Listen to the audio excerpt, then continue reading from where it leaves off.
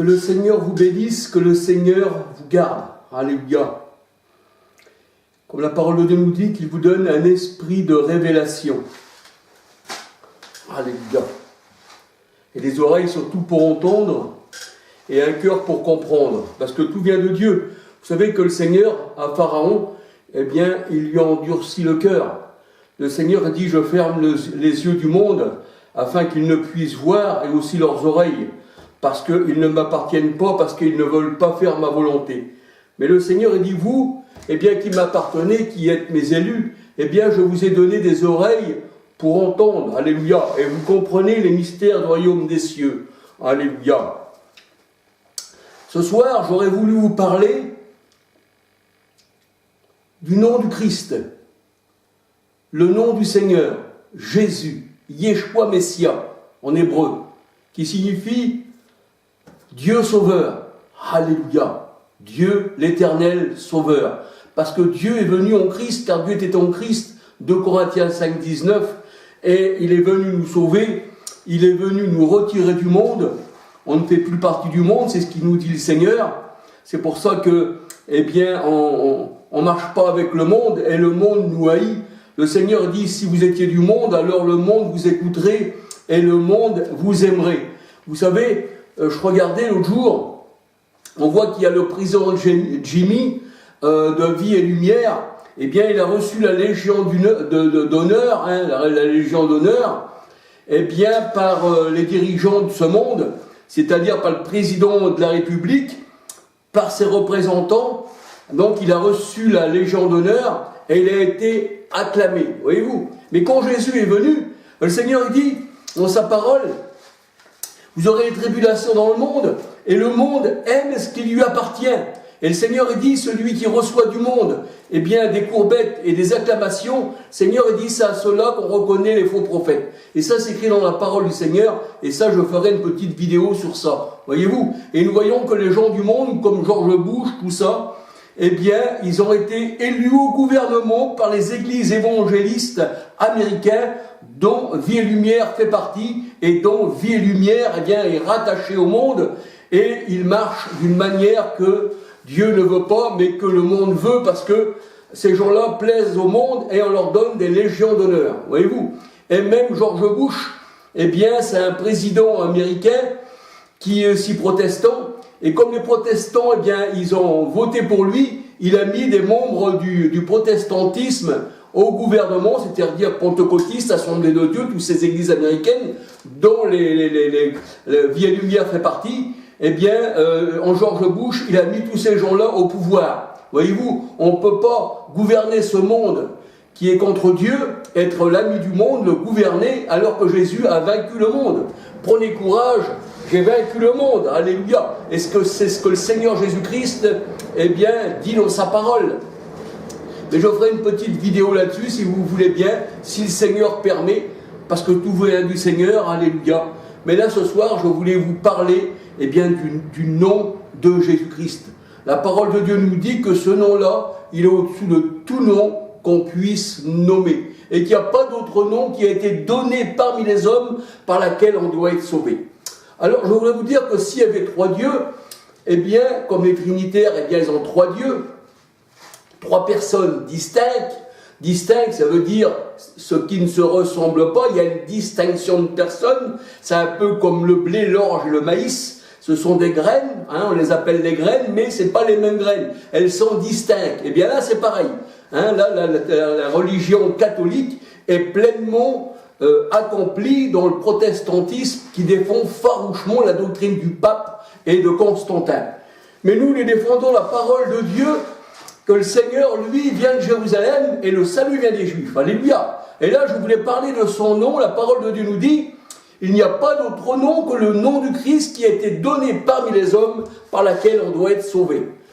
Et quoi que vous fassiez en parole ou en œuvre, eh bien, la parole de Dieu nous dit, faites tout au nom de Jésus-Christ. Excusez-moi, je vois que j'ai des chaises devant moi. Je vais les reculer un peu, si vous voulez bien. Hein, excusez-moi. Je n'avais pas prévu. Des fois, c'est les imprévus. Hein. Alléluia, mais ça, c'est pas ce qui compte. Ce qui compte, c'est la parole du Seigneur. Alléluia. Alors, on va se laisser guider pour le nom de Jésus-Christ. Alléluia. ce beau nom invoqué sur nous, qui dit la parole de Dieu nous dit. Hein, ce beau nom que vous portez, alléluia. Vous savez, on dit Christ, mais ça serait plutôt chrétien.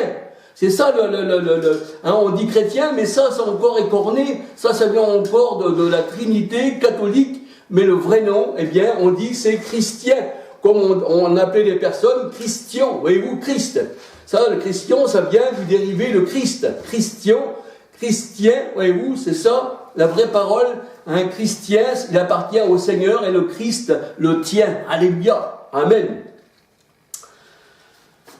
Alors, qu'est-ce qui a donné le nom à l'enfant de Marie? Qui est-ce qui lui a donné ce nom à cet enfant que Marie a eu, c'est-à-dire à Jésus-Christ, hein?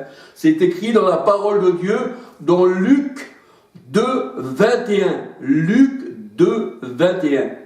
Eh bien, la parole de Dieu a dit que c'est Dieu lui-même qui donna le nom à Jésus. Parce que l'ange Gabriel est venu et il a dit, voici, cet enfant, eh bien, vous l'appellerez Jésus. Alléluia. Et là, c'est l'ange Gabriel, envoyé par Dieu lui-même, qui donne le nom à l'enfant de Marie, qui s'appellera Jésus. Alléluia. Alors, on peut retrouver ceci dans Luc 1, verset 26-31. Luc 1, verset 26-31. Jésus signifie, Dieu sauveur. Et c'est vrai, quand il est venu, Dieu était manifesté en chair, 1 Timothée 3,16, car Dieu était en Christ, un seul Dieu, manifesté en chair, Jean 6, 57, Jésus vivait par le Père. Eh bien, Jésus signifie Dieu sauveur.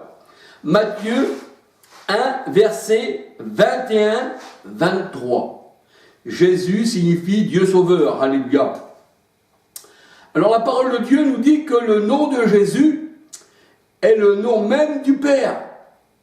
Le nom de Jésus est le nom même du Père. Voyez-vous? Parce qu'il faut dire que Jésus, la chair, Jésus-Christ, homme, eh bien, vivait par le Père. Et ce corps-là vivait par le Père, par l'Esprit Saint, parce que Jésus est né du Saint-Esprit. Et le Saint-Esprit était en Jésus-Christ. Alléluia. Cet enfant vient du Saint-Esprit, cet enfant a été conçu du Saint-Esprit. Matthieu 1, 18, 20. Et quand Jésus disait « le Père est en moi », eh bien, ça voulait dire que le Saint-Esprit était en Jésus-Christ, et qu'en Jésus-Christ, il n'y avait qu'un seul esprit. Jésus était le temple aussi du Saint-Esprit, comme nous sommes aussi le temple du Saint-Esprit, et que la parole de Dieu nous dit, nous sommes, eh bien, abreuvés et baptisés d'un seul esprit, parce que Dieu est un. Alléluia. Jacques 2, 19. Tu crois qu'il n'y a qu'un seul Dieu? C'est vrai, il est esprit. Eh bien, il est saint et il est esprit, et il était en Christ. Alléluia. Et le seul blasphème qui ne sera jamais pardonné, c'est le blasphème contre le Saint-Esprit. C'est pas le blasphème contre Jésus, homme. Dieu le jugera, dit la parole de Dieu. Dans Matthieu 12, 28 à 31. Mais quiconque blasphème contre celui qui était en Jésus-Christ, parce que en Jésus-Christ, c'était le Dieu éternel, car Dieu était en Christ, un seul esprit. Luc 4, 1, Jésus était envoyé au désert par l'Esprit Saint, et il était rempli de l'Esprit Saint, alléluia. Alors la parole de Dieu nous dit,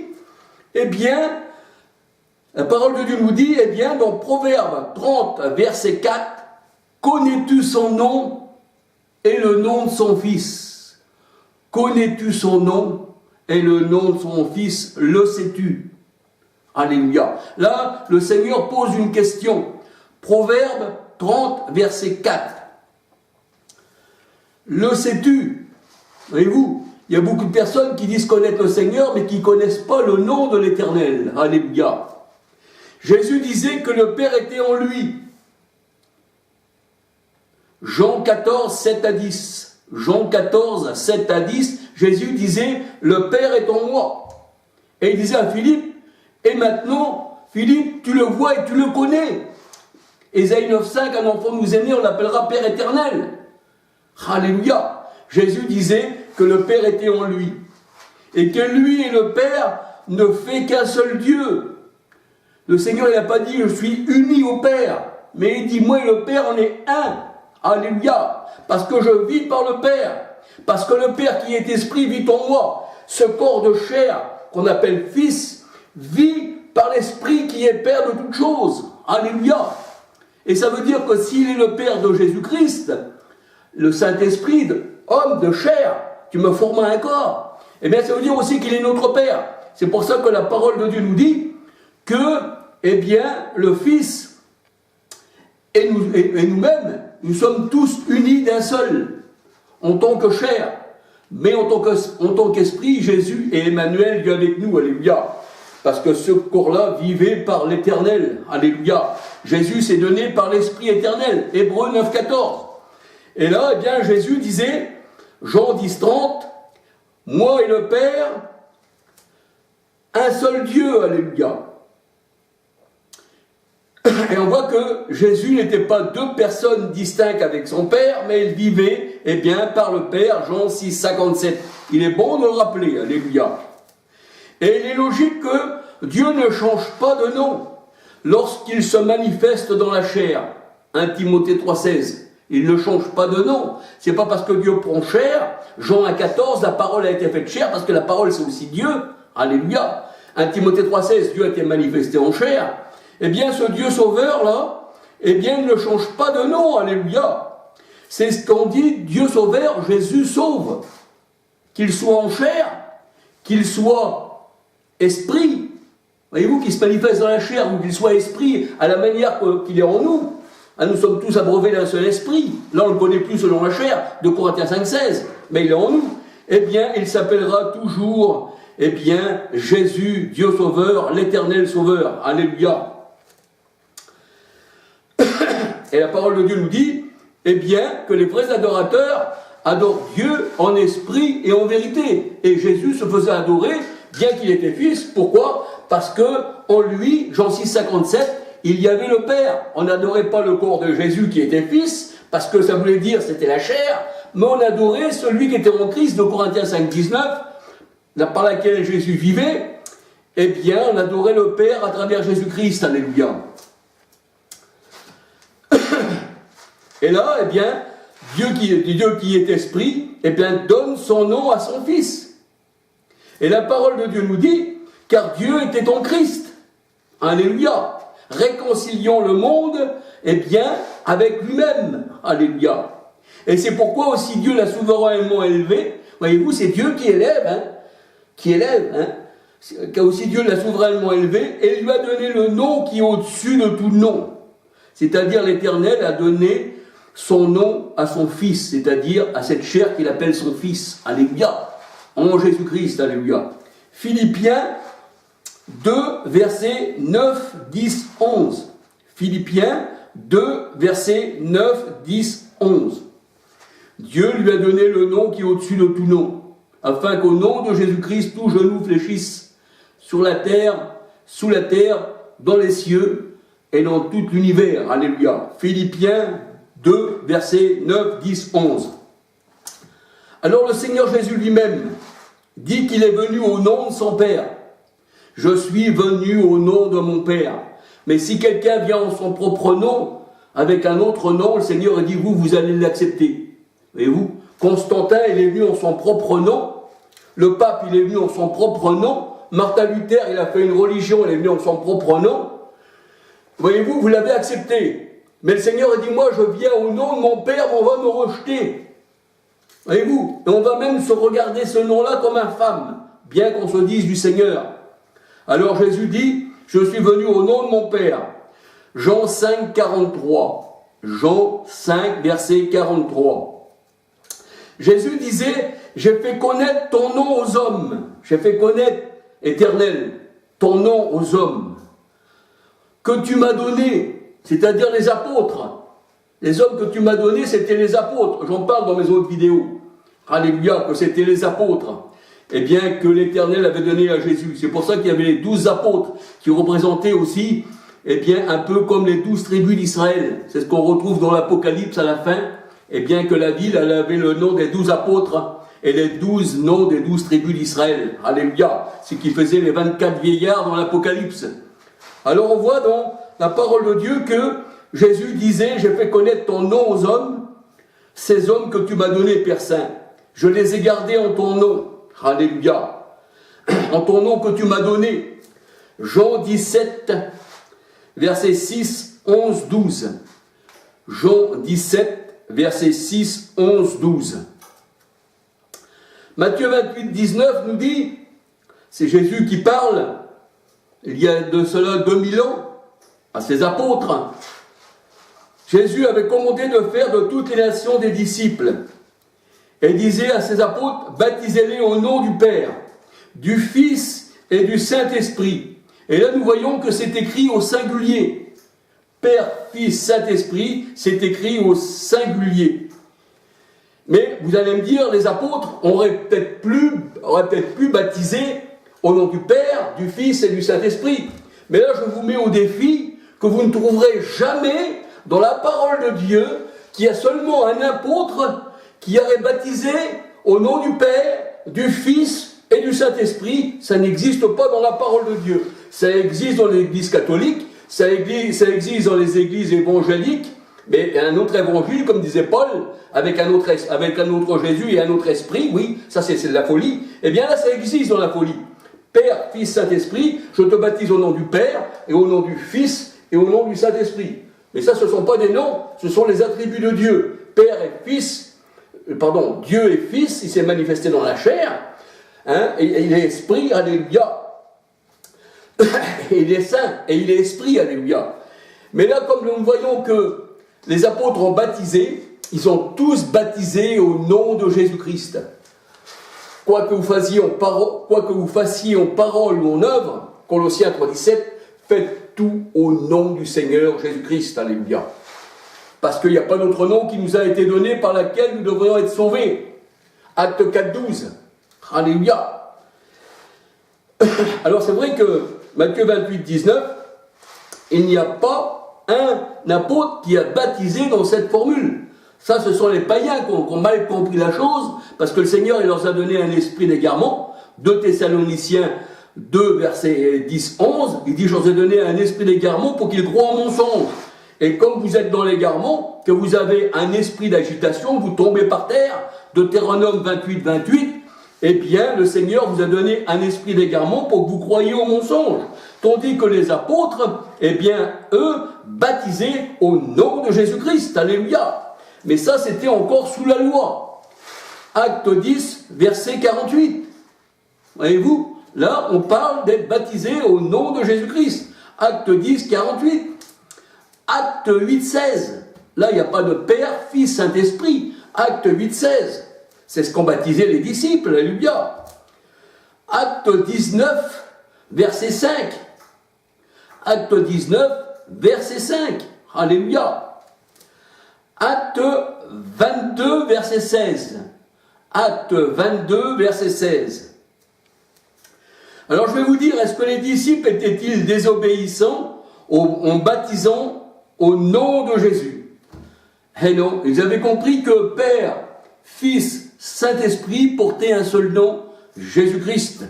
La parole de Dieu nous dit, en Jésus-Christ, Colossiens 2, 9, 10, nous avons toute la plénitude de la divinité en lui. Ça veut dire que toute plénitude est en Jésus-Christ. Alléluia. Nous avons tout pleinement en lui. Et la parole de Dieu nous dit, l'Amen est en lui. L'Amen est en lui, c'est en Christ. Alléluia. Et nous portons le nom invoqué sur nous. Alléluia. On n'a pas sur nous un véritable chrétien qui appartient au Seigneur, qui a la doctrine de la Jérusalem céleste. Le salut vient des Juifs, mais des Juifs pas selon la chair, mais selon l'esprit. Eh bien, le Seigneur, il dit, voici, vous, vous portez mon nom, alléluia, le beau nom que vous portez, et que les gens blasphèment, alléluia. Alors, c'est vrai que les disciples n'étaient pas désobéissants en baptisant au nom de Jésus-Christ, parce qu'ils savaient qu'il n'y avait qu'un seul Dieu, et qu'il n'y avait qu'un seul nom, qui a été donné parmi les hommes. Jacques 2, 19. Tu crois qu'il n'y a qu'un seul Dieu, tu fais bien. Si tu crois qu'il y en a 3 ou 4 ou 10, tu fais mal. Jacques 2, 19. Et ce Dieu-là, qu'il se présenterait en tant que Père, ou dans la chair. Voyez-vous, il pouvait se présenter en tant que Père, ou dans la chair, qu'on nomme le Fils. Mais, la parole de Dieu, elle dit, mais il est esprit. Voyez-vous, il peut être Père, parce qu'il a tout créé. Il peut être fils, parce que pourquoi? En tant que chair, puis en tant que chair, ben, Dieu forma en Marie ce corps, donc il est fils. 1 Corinthiens 12, 13, nous sommes tous baptisés, non dans 3 personnes distinctes, non dans 3 noms, mais le Seigneur il dit, 1 Corinthiens 12, 13, vous êtes, eh bien, baptisés tous dans un seul esprit. Donc, un seul esprit, un seul nom. Pourquoi mettre 3 noms, enfin 3 attributs pour un seul esprit? 1 Corinthiens 12, 13. Jamais dans les actes des apôtres, un seul baptême s'est fait dans la formule trinitaire catholique et protestante. Ni de vie et lumière, ni de baptiste, ni d'anabaptiste. Jamais le Seigneur n'a dit cela, de baptiser au nom du Père, du Fils et du Saint-Esprit. Parce que les disciples ont compris Matthieu 28, 19. Même si Jésus le récitait de sa bouche, baptisez-les au nom du Père, du Fils et du Saint-Esprit, voici fait de toutes les nations des disciples. Il y a 2000 ans, il disait ça à ses apôtres. Eh bien, les apôtres ont baptisé tous au nom de Jésus-Christ. Et la parole de Dieu nous dit, corporellement, c'est-à-dire Jésus est une personne, parce qu'il a une chair, il avait une chair, en tant que fils, il avait une chair, il avait des os. Là, on peut dire qu'il était une personne, tandis que Dieu n'est pas une personne, parce qu'un esprit n'a ni chair ni os. Luc 24, 39. Si on regarde le Seigneur à la manière de l'Esprit Saint, qui est en nous, il n'a ni chair ni os. Il n'est pas une personne, il est de la divinité, tandis que Jésus, en tant qu'homme, il était une personne. Et la parole de Dieu nous dit, en Jésus, corporellement, il y a toute la plénitude de la divinité.